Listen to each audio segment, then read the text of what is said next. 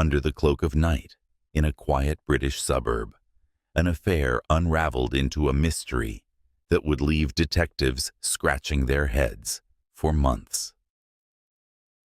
Zayn Malik, a young Muslim immigrant from Pakistan, had moved to England several years earlier, seeking work and a fresh start. He was a quiet, thoughtful man, known in the community for his respectful demeanor and hard-working spirit. His new life, however, held unexpected temptations and dangers. Living next door to Zayn was a couple who'd lived in the neighborhood for years, George and his wife, Emily Clark. Emily was a striking woman in her early 30s, with a fire in her spirit that set her apart. George, a much older man, was distant and brooding, often away on business trips. Their marriage had grown cold over the years, and it didn't take long for Emily's loneliness to draw her eyes toward Zayn. What began as casual greetings and borrowed cups of sugar quickly turned into long, secretive conversations behind closed curtains and midnight rendezvous when George was away. Zayn, though cautious, was entranced by Emily's charm. She brought light into his life and offered an escape from the daily struggles of adapting to a foreign culture and the burden of sending money home to his family. Months passed, and their affair intensified.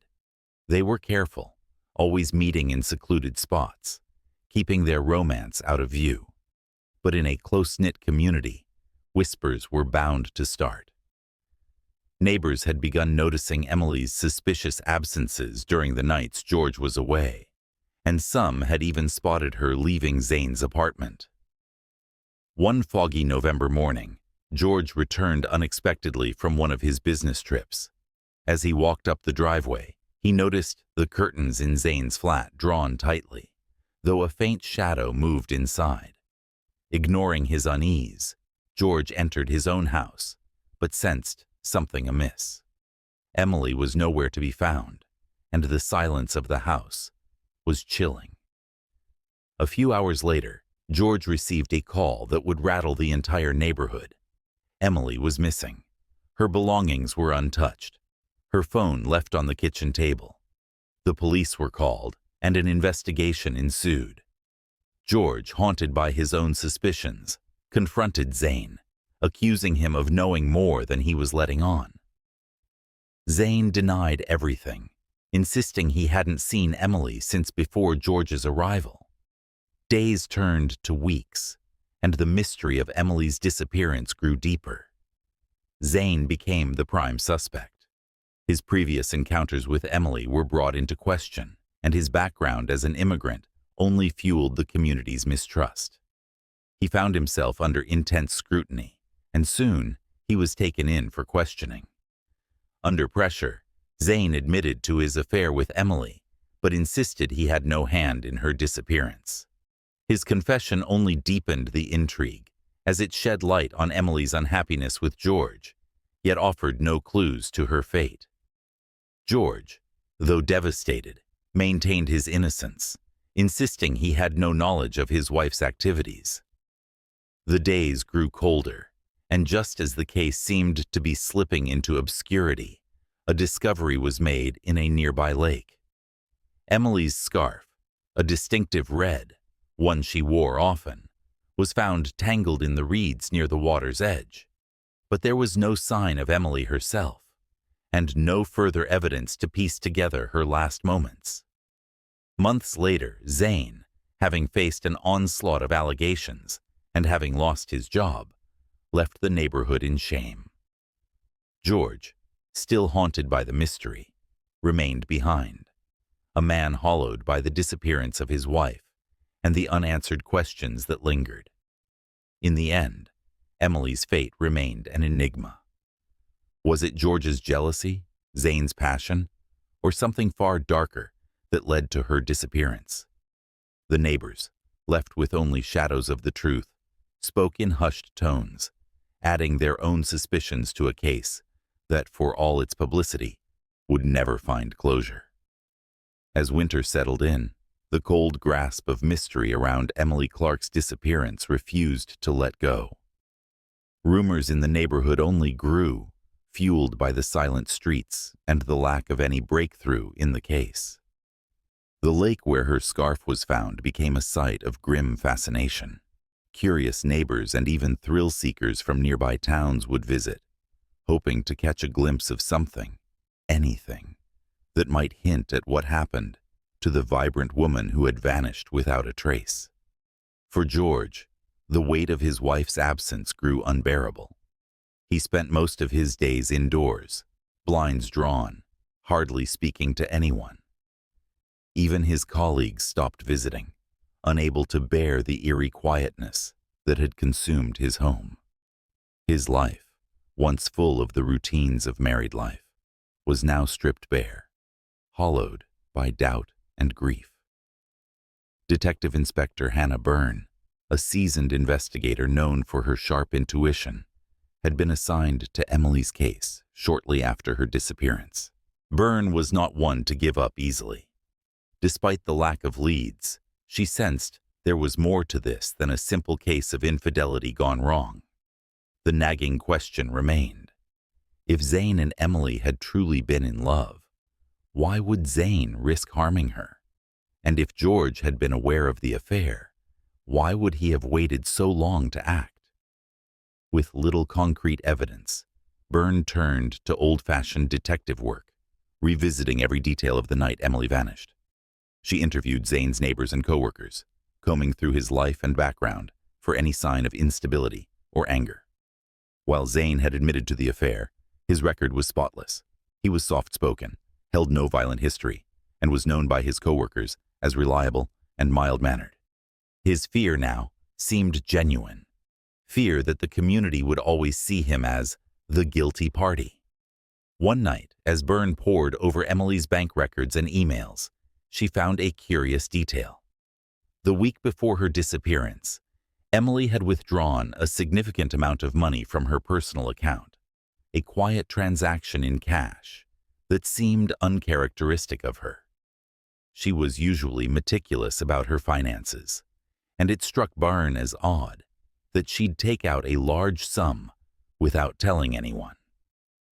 Byrne's instincts told her there might be more to Emily than met the eye. She followed the thread, visiting local businesses that might have surveillance footage from the day of the withdrawal. Her patience paid off.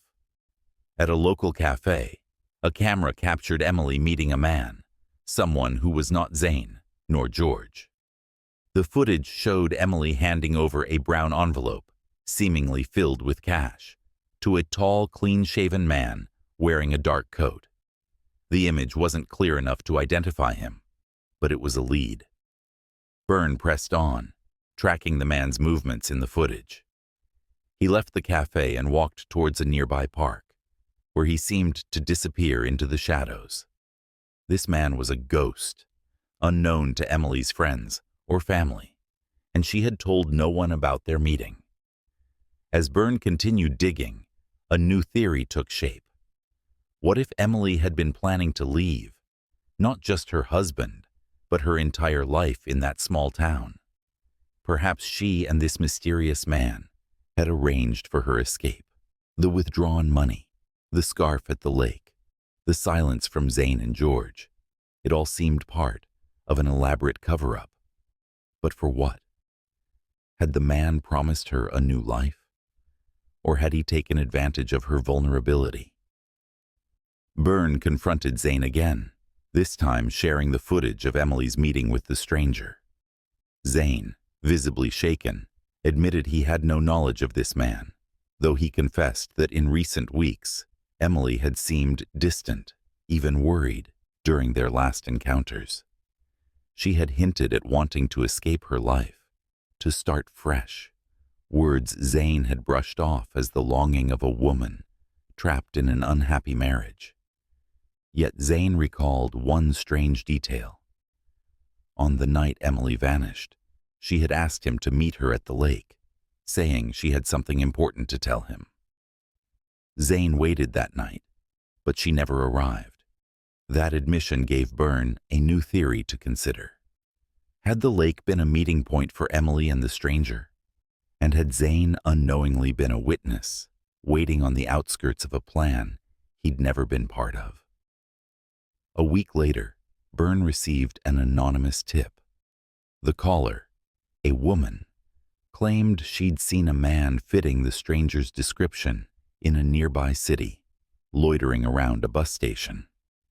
Byrne and her team followed the lead, and after days of scouring the area, they found a man resembling the figure in the footage. When questioned, he denied knowing anything about Emily, but his story faltered under pressure. Eventually, he confessed. He had indeed met Emily Clark. She had paid him to help her disappear, to erase herself from the life she felt imprisoned by. But when Emily arrived at the lake, he claimed, she had a change of heart. She became frantic, saying she couldn't leave her old life behind, that her guilt was consuming her. In frustration, he'd left her there, alone and crying, by the water's edge. The rest, he insisted, he knew nothing about. Emily's fate remained a question without an answer. Had she wandered into the dark, driven by sorrow and guilt? Or had someone else, maybe Zane, maybe George, followed her there that night, knowing she was on the edge of leaving? The mystery persisted, like a fog that settled thick over the town, its shadows stretching into the cold winter nights. And so, the town moved on with its secrets intact, haunted by a woman who might have simply walked away, or might have vanished into the depths of the lake's cold, still waters, leaving nothing behind but a scarf and endless questions. As spring crept in, the townspeople had nearly resigned themselves to the unsettling truth that Emily Clark's fate might never be known. Yet for Detective Byrne, the case refused to fade. Despite the lack of evidence tying anyone definitively to a crime, a nagging feeling told her that Emily's story had more secrets yet to be revealed. In a final effort, Byrne decided to revisit George. Months had passed since their last interview, and with each visit, she sensed a growing detachment in him, as if he were a man, slowly unraveling. This time, however, she noticed something unusual in his demeanor. George was calmer, eerily so. Gone was the distressed widower. He was now almost too composed, his eyes holding a guarded intensity. "Detective, I've told you everything I know," he said, his voice measured but cold. "I believe you, George," Byrne replied, leaning forward. "But I can't shake the feeling that you're holding back something, even if you're unaware of it." George stared at her, his jaw clenched. "What are you getting at?" Byrne didn't flinch. "I want to know about the last night you saw Emily. Really saw her." George's face tightened, but he began to speak, perhaps out of weariness, or perhaps, Byrne thought, out of a need to unburden himself. He told her about the evening before he left for his business trip. Emily had been restless, pacing the house, distant. She hadn't met his eyes, and he had the sinking feeling that she was somewhere far away. That night, she had sat by the window, staring into the dark, and said something that still haunted him. "Sometimes I think I'd be better off disappearing," she'd murmured. Byrne's eyes narrowed. "And what did you say?" "I said, maybe that's what you should do." George's voice cracked slightly, as if he were realizing, perhaps for the first time, how his words might have pushed her toward her fateful decision. She looked at me like she was seeing a ghost, then went to bed. The next morning, I left without a word. As Byrne listened, she caught sight of something out of place on the table beside George. A letter, its edges worn, lay on the table. Noticing her gaze, George hesitated, but handed it over. "It arrived 2 weeks ago," he whispered. "It's from Emily." Byrne's heart raced as she unfolded the letter. Emily's handwriting, small, hurried, filled the page. She read it aloud. "George, by the time you read this, I'll be gone. I can't do this anymore. The life I thought I wanted, The person I thought I was. It was all a lie. I tried to make it work, but I'm drowning. I don't know if I'll have the courage to leave, or if I'll simply vanish into the night. Either way, don't come looking for me. Let me disappear as I should have long ago. The letter sent chills through Byron. It was both a farewell and a confession, a tortured glimpse into the mind of a woman trapped between duty and desire. George looked pale, his hands shaking slightly as he stared at the letter he had been carrying with him since it arrived. "Why didn't you show this to us sooner?" Byron asked, the weight of the missed evidence heavy in her voice. "I couldn't," he said, his voice barely a whisper. "I wanted to believe she was still out there somewhere. That maybe she just needed time. But the truth is, I think I knew she was never coming back." Byrne took the letter back to her office, replaying every detail in her mind. Was it possible that Emily, overwhelmed by guilt and fear, had taken matters into her own hands? Perhaps the stranger at the cafe had only been part of her escape plan, but when she finally faced the reality of leaving everything behind, she couldn't go through with it. But there was still one piece missing, one loose end that didn't sit right. That evening, Byrne received an unexpected call. Zane wanted to talk, he said. When they met, he looked exhausted, shadows under his eyes, his face drawn with worry. "I remembered something," he began, his voice trembling. "The night Emily asked me to meet her by the lake, she gave me a key. She said I should keep it safe, that it was for when she was ready. At the time, I didn't understand. I thought she'd explain, but she never showed up. And after everything happened, I put it away, thinking it was nothing." Byrne's heart skipped. "Do you still have the key?" Zane nodded, pulling a small rusted key from his pocket. It took Byron hours to trace it, but eventually she located its lock. It fit the door to an abandoned cabin, hidden deep within the woods, a place few even knew existed. Inside, it was as if Emily had left only moments before. A single suitcase lay open on the floor, filled with her clothes, a few cherished books, and a journal. Byrne opened the journal, flipping through pages filled with Emily's reflections on her marriage, her affair, her desire to start anew, and her crippling fear of leaving. Her final entry, scrawled in hurried, desperate handwriting, revealed her inner turmoil. "Tonight, I go to the lake. If I'm brave enough, I'll leave. If not, then this place will be my final secret." In the end, Byrne stood alone in the cabin, piecing together the tragic story of a woman who'd been caught in a web of her own making. Emily had arranged everything: her disappearance, the ruse with the stranger, and the lake meeting as a symbolic farewell. She had intended to leave, but her fear and guilt had held her back. Instead, she had found solace in the cabin, hidden away, neither gone nor truly free. The case was closed, but the mystery lingered in the minds of those who'd known Emily Clark. She was both there and not, forever haunting the lives she'd touched, her memory a bittersweet echo in the small town. Only Detective Byrne knew the full truth of Emily's fate, a truth she carried quietly, like the whisper of a forgotten name in the wind. As spring gave way to the warmth of summer, Detective Hannah Byrne closed Emily Clark's journal for the last time, placing it carefully back in the cabin. She took a deep breath, letting the finality of it sink in. Emily had written her last words in that journal, words that spoke of hope and despair, entrapment and a fragile yearning for freedom.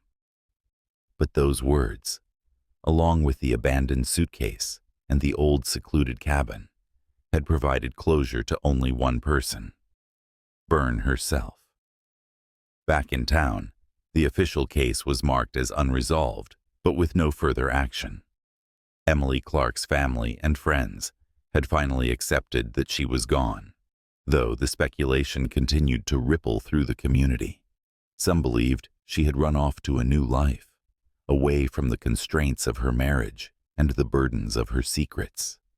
Others, still clinging to whispers of conspiracy, were certain there was foul play, that someone, George, Zane, or even the mysterious man from the cafe, knew what had really happened to her. Yet none would ever know the truth Byrne had uncovered, that Emily had orchestrated a disappearance for a life she couldn't bear to leave entirely. One late evening, Byrne made one final visit to George's house. He was at the kitchen table, nursing a cup of tea, his face worn with the permanent lines of sorrow. Byrne sat across from him, silent for a moment before finally speaking. "George, I think you should know. Emily. She tried to leave, but she couldn't," she said gently. "She found a way to say goodbye. It just wasn't what any of us expected." George stared at her, confusion clouding his face. She handed him a single photograph, a picture of the empty cabin, Emily's suitcase lying open, her journal beside it. "What is this?" he whispered, a tremor in his voice. "It's where she was. She had a plan, but she couldn't go through with it. This was her last place of solace, George. She left that message in her journal." Byrne held his gaze, letting the words settle. "It was her choice. No one took her from you. It was her own way of finding peace." George's face crumpled, and a tear slipped down his cheek. "All those years, I thought I knew her, but I didn't. I couldn't see her pain, even when she was right in front of me. It's not always easy to see what people are carrying," Byrne said softly. "Sometimes they don't want us to see it." The conversation left George hollow, but calm, a quiet resignation that perhaps in some strange way offered him a sense of peace. He had loved Emily in his own way, but he understood now that she had been lost long before she physically disappeared. The final piece of the mystery had fallen into place, and Byrne felt a deep, solemn satisfaction. She knew she'd done all she could, honoring Emily's life and her decision, preserving the truth of her journey without tarnishing it with suspicion or blame.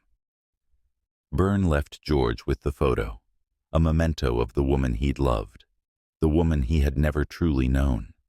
And as she walked away from that house, Detective Byrne allowed herself to let go of Emily Clark, letting her memory fade into the stillness of a warm summer night.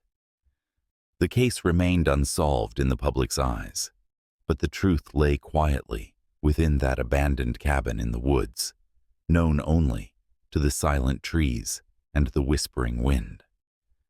Emily Clark had found her peace, even if it was in a way no one could ever fully understand.